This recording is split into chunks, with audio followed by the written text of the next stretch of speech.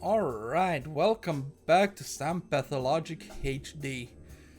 Uh, in our last episode, everything was very weird.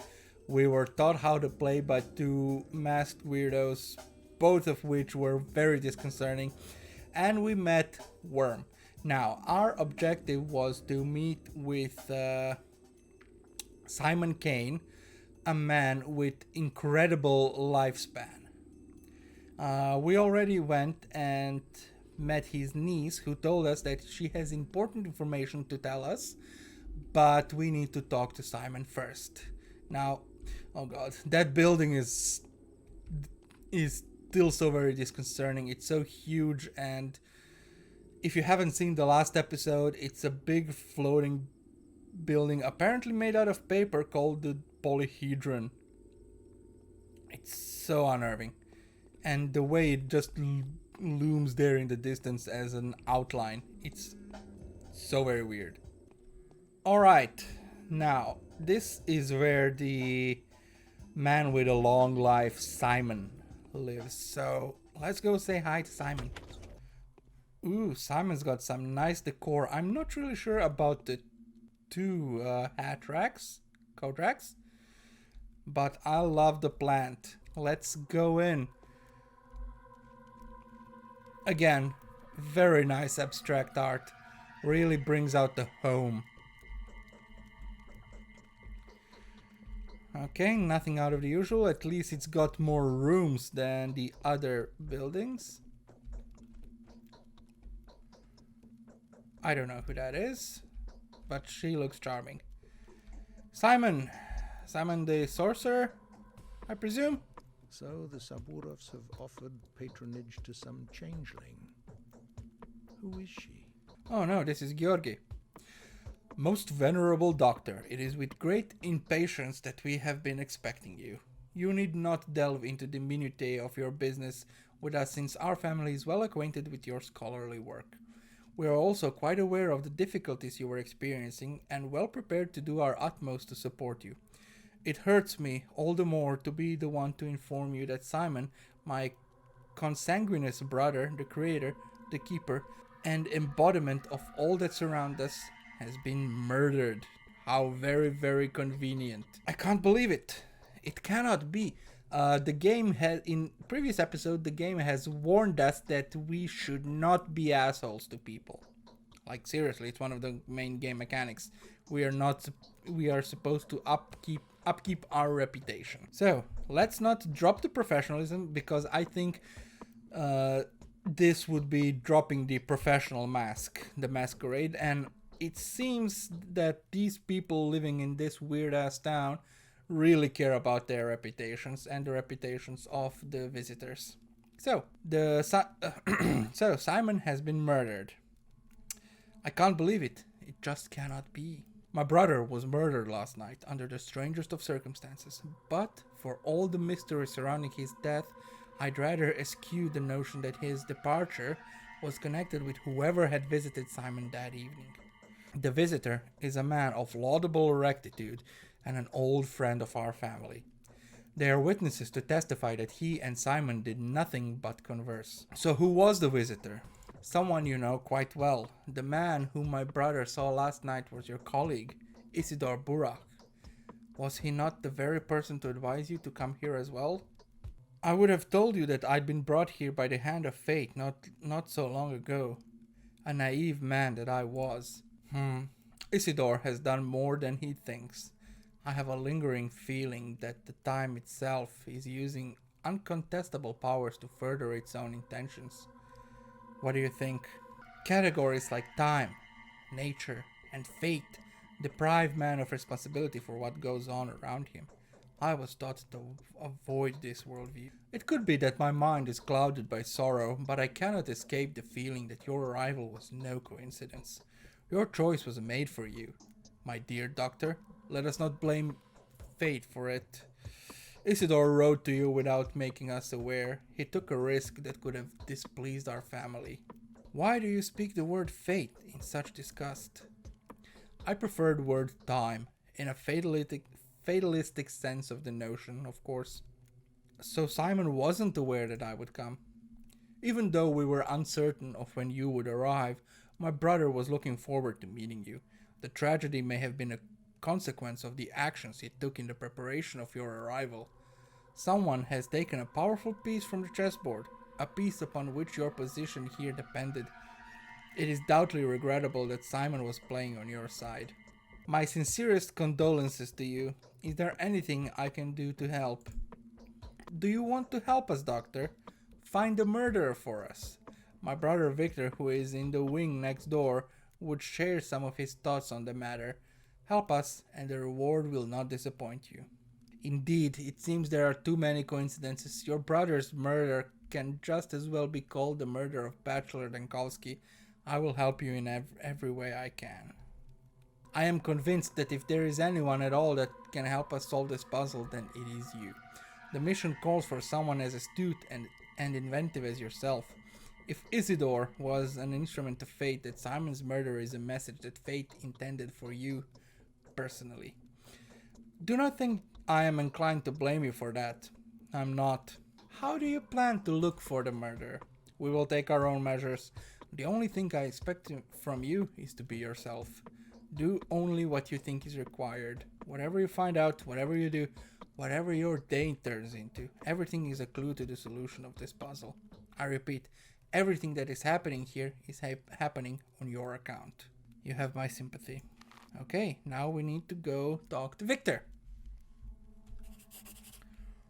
So let us go ahead and pay a visit to Victor. Is this going to be a detective game? Like a weird-ass detective game thing? I'd be okay with that. Such a weird ambience to this town. Oh, Victor! Knock, knock. What the? Seriously? Is this Victor man?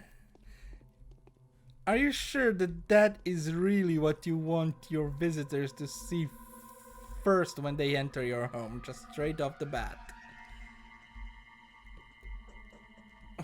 Well, okay, you do you, my man, you do you. Hi, Victor. It's like something is pulling my strings. Victor Kane, the famous Dr. Dankowski. Your arrival is a great honor for us. Victor Kane, at your service. Daniel Dankowski, at yours. I foresee that the things have become ordinary for us will probably make you feel uncomfortable and disturbed. Well, you're damn right on that one. Just hit the nail right on the head. I would like to compensate for that impression. You know, our small community has fallen out of the loop. Time leaves us behind. Don't worry about that. Perhaps old Gimsky is setting a trap for this newly arrived How can I help you? Georgie has told me everything, which is to say he told me very little, but it was enough to astound me. He maintains that you can provide a more detailed account. So you have agreed to help us? I have. May I ask why? The killer's goals seem to align astonishingly well with the goals of those who have been waging war against my work for years. I'm prepared to answer any question you may have. So, when was Simon last seen? We sent Isidore home. Then an hour later, he came to this hall to see us. He announced his plans to withdraw to the Focus and receive no one. He told us not to approach the Focus and to fast for a week, partaking of neither meat nor water. Then in the morning he was found dead. How was he found? Could he have been poisoned? Why no meat or water? Our explanation is that he wanted to be mourned beforehand, as it is the custom with the local people. This is very like him. So wait, he knew in advance that he would die? I think, between me and you, that this is precisely what my brother Georgi fears. I can say nothing more about that. So how was the body discovered? The servants discovered him in the morning. The room had been ransacked. Everything that was breakable had been broken. His disfigured, contorted body bore signs of terrible suffering. His neck was twisted, his spine broken, I think. No one has touched the body. It is currently inside the focus and will remain there for the prescribed amount of time. What is this focus? It's hard to explain. It's his study, if you will. An extraordinarily spacious creative laboratory, almost perfectly sealed off, except for the door that was visible at all times, metaphorically speaking. I don't get it. It's like an equation or a minor puzzle. Anyway, the murderer could not have been hiding there. Take my word for it. Well, Simon did get in there somehow. He could perform far more impressive feats. There's a reason why the whole time revered him. Alright, so how can I help you? Just take a look around. Trust your intuition. Do whatever you like. Speak to whoever you feel the need to. Look for the murderer, Doctor, and you will find them. Keep looking till the last breath. I am sure your rational thinking will help you. So Isidore is the only lead. How can I find him? I'll show you. But you must be careful. Simon's murderer, whoever they are, could not be an ordinary person. I can't imagine them even being a person. I fear it could be fate, wearing the guise of a mysterious monster. While I do not believe in fate, I can only say that I will be careful. Oh boy, we got some walking to do. Okay, let's explore the town a bit. Thanks, Victor.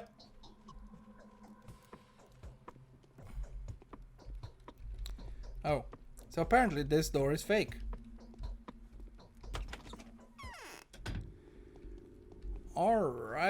Righty.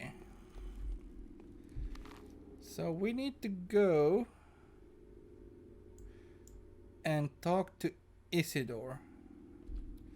It's quite a trek.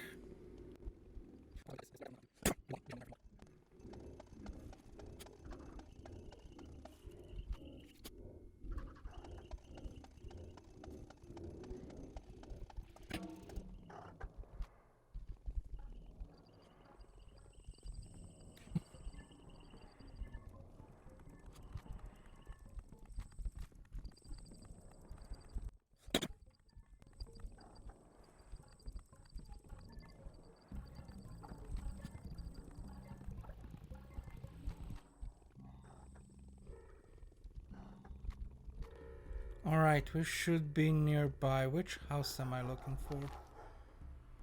It's that one behind the fence. Okay, is there a way to go around? Oh, we have to go all the way around. Of course we do. Or I can just take a shortcut through here. There we go. Much better. Such a weird place. Dude, where's the entrance to your house? Seriously? Okay. Yet again, let's go around.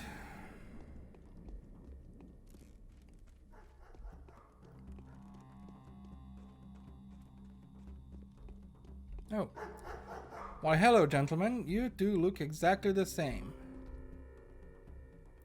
Patrolman.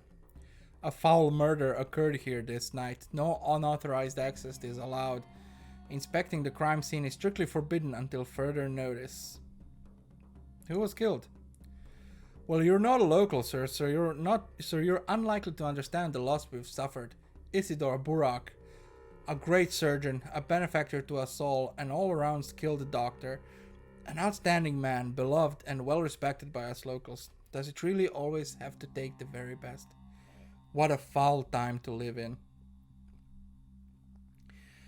I knew him. I'm a doctor too.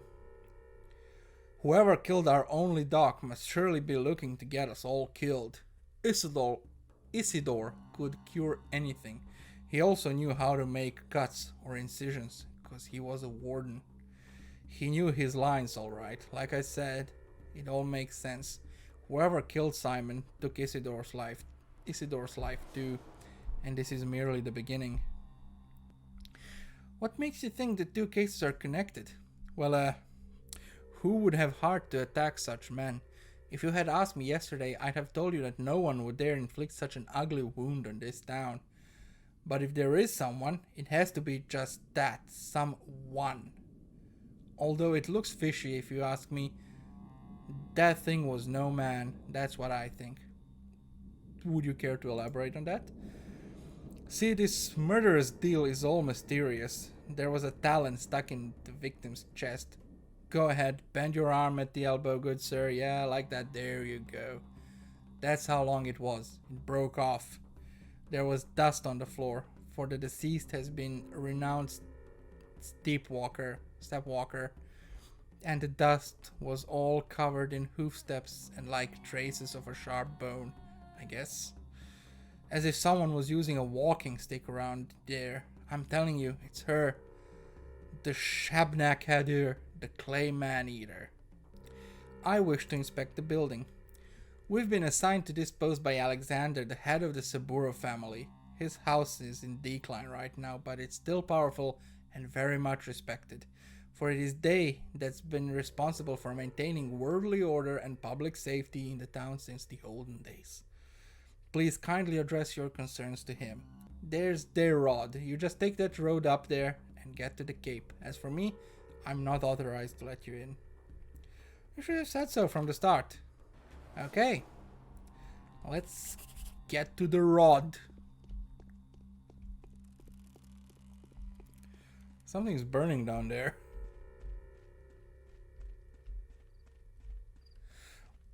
What the a witch burning?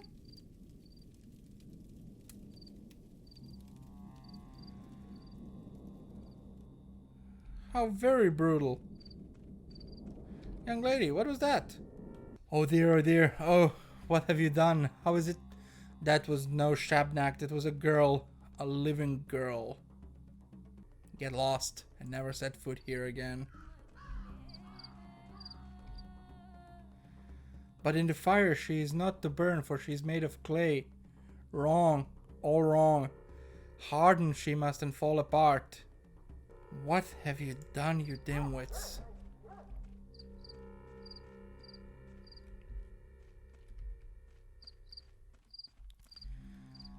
So, from what I gathered from this very short conversation is that a Shabnak is like a clay golem that people create in order to do their bidding. And if a golem is caught, they burn it and then it hardens. Except this suspect that we saw, the young lady that was tied to this structure, turns out that she wasn't a clay golem or a Shabnak, and they seem to be quite regretful of that fact. Oh well. I shall not meddle in the local affairs of such type. Okay. Let's go visit the Katerina and Alexander Saburov in the Rod. And to save us some time, unless something important happens, we'll do it through a jump cut. And boom, just like that, we are here at the Rod. See? We are here. Now, before we go in, I see from my timer that we are... Excuse you! I see from my timer that we're all out of time for this episode. Sir. Yeah, that's what I thought. I see that I'm all out of time for this episode, so I'm afraid I'll have to stop this here.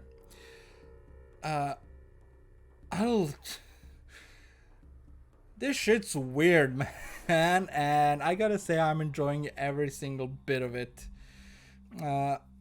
So we are now involved in a murder mystery in a town full of freaks and weirdos, and there's obviously some sort of magic afoot. So yeah, I'm looking forward to more of this. So if you like this episode and like the game, throw me a like, throw a subscribe, hit that bell button to see when the next episode comes out. And with that, thank you all for joining me, and I will see you in the next episode. Take care.